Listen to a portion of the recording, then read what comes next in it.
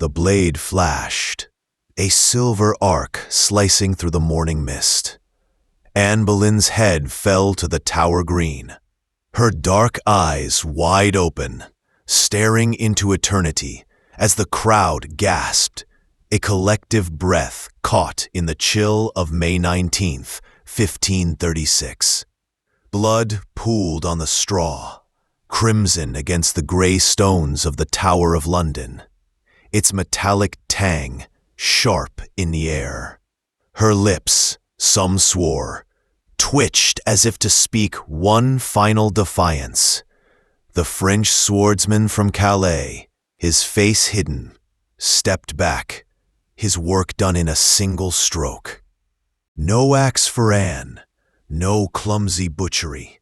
Her end was swift, elegant, and brutal, just as her life had been. But why did this queen, once the fire of Henry VIII's heart, meet such a gruesome fate? Was she a scheming adulteress, a traitor who bedded half the court, or a pawn in a deadly game of power and betrayal? Tonight, we unravel the dark tapestry of Anne Boleyn's execution, a story of ambition, lust, and a crown that devoured its wearer. Was her death justice or the ultimate injustice? The Tower of London loomed over the Thames, its walls damp with the river's breath, a fortress of secrets and screams. In the spring of 1536, Anne Boleyn paced her cell in the Queen's apartments, the same rooms where she'd prepared for her coronation 3 years earlier. The irony must have cut like a knife. Her black damask gown rustled against the cold stone, its elegance a mockery of her captivity. She was 35, though some say 34. Her once radiant face, now gaunt, her sharp wit dulled by sleepless nights. The air smelled of mildew and fear, the distant clang of guards' boots echoing like a countdown. Anne was no stranger to danger. She'd clawed her way to the throne, outwitting rivals, charming a king, and reshaping England's faith. But now, the game had turned. The charges against her were monstrous. Adultery with 5 men, including her own brother George, treason against the king, even witchcraft whispered in the shadows. If true, she was a villain deserving death. If false, she was a victim of a court that chewed up women and spat out their bones. Let's step back to a time when Anne was not a prisoner, but a spark. Born around 1501, perhaps at Blickling Hall in Norfolk, Anne was no ordinary noblewoman. Her father, Thomas Boleyn, was a cunning diplomat. Her mother, Elizabeth Howard, carried the blood of England's elite. Educated in the Netherlands and France, Anne learned the art of grace, music, dance, poetry, and the sharper art of seduction. She wasn't beautiful, not in the classical sense. Her skin was sallow, her features sharp, a 6th finger rumored on her left hand. But her eyes, dark and piercing, could unravel a man's soul. When she returned to England in 1522, she was a weapon, honed for the court of Henry VIII. The king was 31, a golden giant with a laugh that shook the rafters. But his marriage to Catherine of Aragon was crumbling. No male heir, only a daughter, Mary, and a wife past childbearing. Henry burned for a son, and Anne, a lady-in-waiting to Catherine, caught his eye. Their courtship was a wildfire. Henry wrote letters, fevered and desperate, calling Anne his sweetheart and mine own darling. He sent gifts, jewels, furs, a deer he'd killed himself, its heart still warm. Anne played her hand masterfully, refusing to be his mistress. She'd seen her sister Mary discarded after warming Henry's bed. No, Anne demanded more, a crown. But there was a problem. Catherine, devout and stubborn, wouldn't step aside. Divorce was unthinkable in Catholic England unless the Pope agreed. Henry, obsessed, turned to his advisor, Thomas Wolsey, to secure an annulment. Wolsey failed, and Anne's star rose as his fell. She whispered in Henry's ear, pushing him toward a radical idea: break with Rome, make himself head of the Church of England. It was blasphemy, ambition, and love twisted into one. By 1533, Anne was pregnant, and Henry defied the Pope, marrying her in a secret ceremony. She was crowned queen, her belly swelling, London streets grudgingly cheering. But the child was a girl, Elizabeth, not the son Henry craved. The first crack appeared. Anne's world was a chessboard, every move watched by enemies. Thomas Cromwell, Henry's ruthless minister, had risen where Wolsey fell, his mind a steel trap. The Howards, Anne's family, pushed for power, alienating nobles. Jane Seymour, a pale, quiet lady-in-waiting, caught Henry's wandering eye. Anne's temper flared. She was no meek Catherine. She argued with Henry, mocked his poetry, even laughed at his manhood, some said. Her allies dwindled. 2 more pregnancies ended in miscarriage, the last a boy, stillborn in January 1536. Henry's love curdled. God will not give me a son by her, he muttered, his gaze drifting to Jane. Cromwell saw his chance. Anne's fall began not with evidence, but with a king's boredom and a minister's cunning. The accusations came like a storm. On May 2nd, 1536, Anne was arrested at Greenwich Palace, watching a tennis match. The crowd parted as guards seized her, their boots heavy on the grass. She laughed, then paled, sensing the trap. The charges were grotesque: adultery with courtiers Mark Smeaton, Henry Norris, William Brereton, Francis Weston, and her brother George Boleyn. Incest, the whispers said, in the king's own bed. Treason, for plotting Henry's death. Witchcraft, for enchanting him into marriage. The evidence was flimsy. Gossip, coerced confessions, Smeaton's tortured pleas. Anne's flirtations, once her charm, were twisted into proof. She danced with Norris, teased Weston, kissed her brother's cheek. In the vicious court, innocence was no shield. Cromwell orchestrated it all, his spies weaving a web of lies. Was Anne guilty? Historians argue still. Her bold spirit, her French manners, her refusal to bow. Perhaps these were her true crimes. Or was there a darker truth? A secret lover, a desperate bid to secure her place? The mystery gnaws, unanswered. Anne's trial was a farce, held on May 15th in the Tower's Great Hall. The room was cold, the air thick with the scent of wax from flickering candles. 26 peers, including her uncle, the Duke of Norfolk, sat in judgment. Anne entered, her black gown stark against her pale skin, her eyes defiant. She spoke clearly, denying every charge, her voice steady, though her hands trembled. "I am the king's true wedded wife," she declared, "and if any man accuses me, let him come forward." None did, not openly. The verdict was inevitable. Guilty.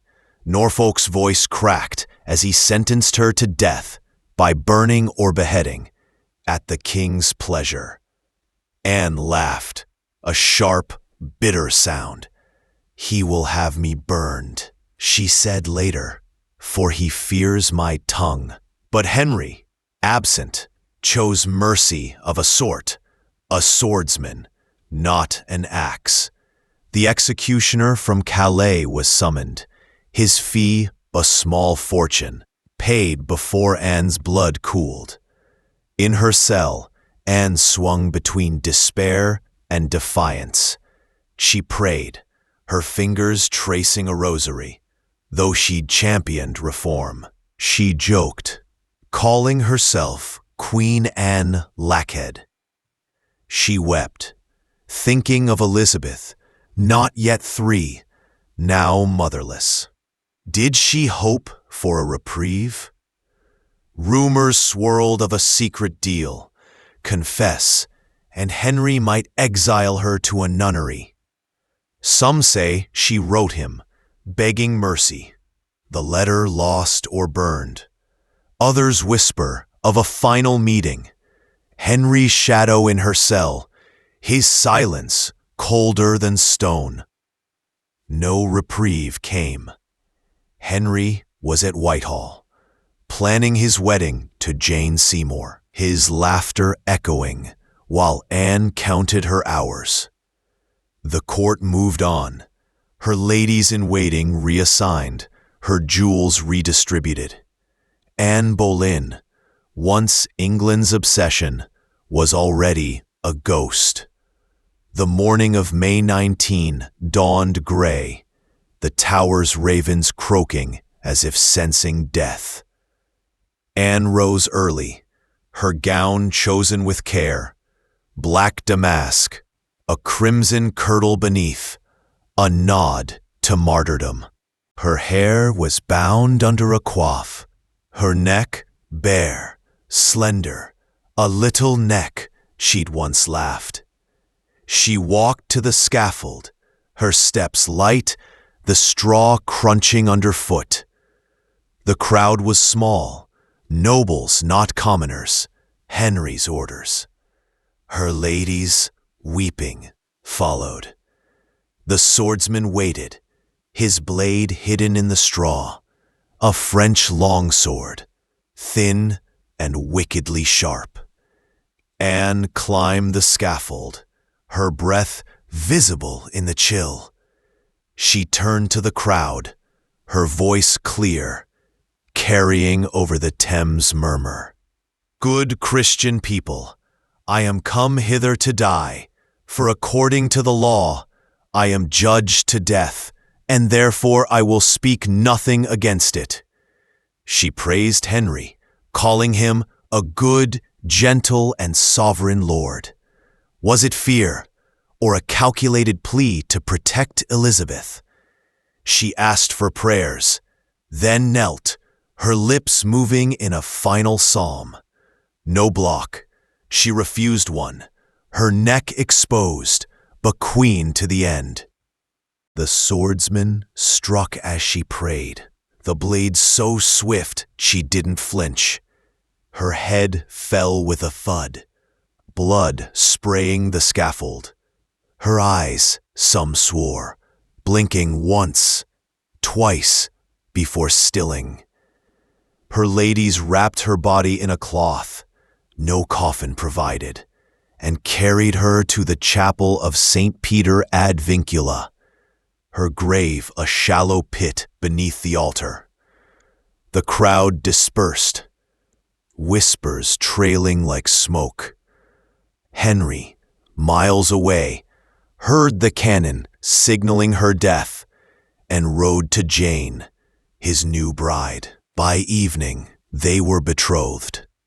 Anne's name was erased, her portraits burned, her daughter bastardized. Yet her shadow lingered, a curse on Henry's line. His marriage to Jane bore a son, Edward, but Jane died in childbirth. His dynasty faltered, his health failed, his court a nest of vipers. Was it divine retribution?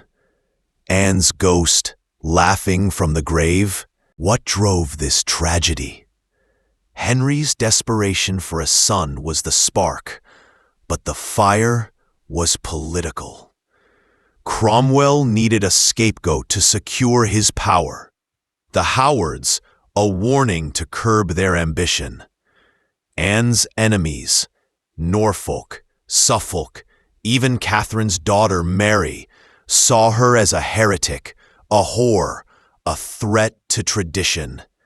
Her rise had broken England's church. Her fall restored order, or so they thought.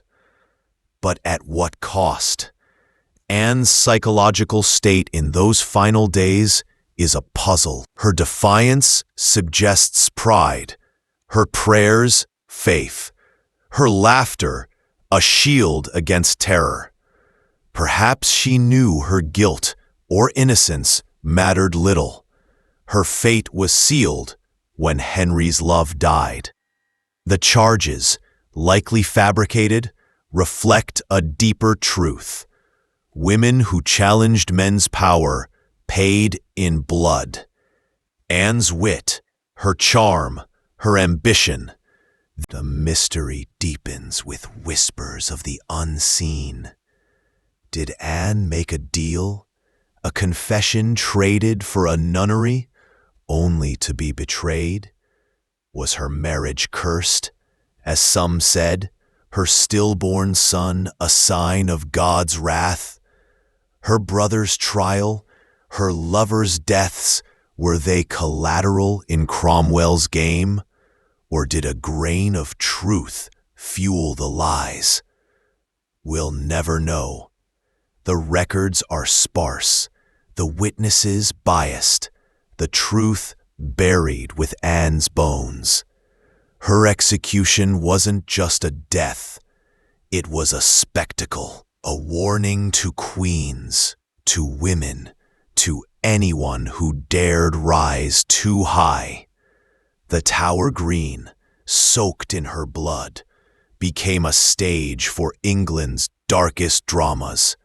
From Lady Jane Grey to Catherine Howard, another of Henry's wives beheaded. What does Anne's story teach us? Ambition is a blade, sharp and double-edged. Power is fragile, a crown no shield against betrayal. History, too, is cruel, vilifying women like Anne while pardoning men like Henry, whose hands dripped with blood. She was no saint. Her scheming helped destroy Catherine. Her pride alienated allies. But was she a monster or a mirror of the court's own sins? Her daughter, Elizabeth, would rise, a golden queen, proof of Anne's legacy. Yet even Elizabeth bore her mother's scars, never marrying, haunted by the axe. Anne Boleyn's execution was more than a moment. It was a fracture, splitting England's soul. Its echoes felt in every throne, every trial, every silenced voice. So we end where we began, on that bloodied scaffold, Anne's eyes staring into the void. Was she a victim, a villain, or something in between? Did her death curse Henry's line, or was it merely the cost of a game she played too well. The tower still stands, its stones whispering her name. What do you think? Does Anne's ghost linger, demanding justice? Or is her story a warning we've yet to heed? Drop your thoughts below and subscribe for more tales of blood, betrayal, and the shadows that shape us. The past isn't dead. It's watching, waiting for us to listen.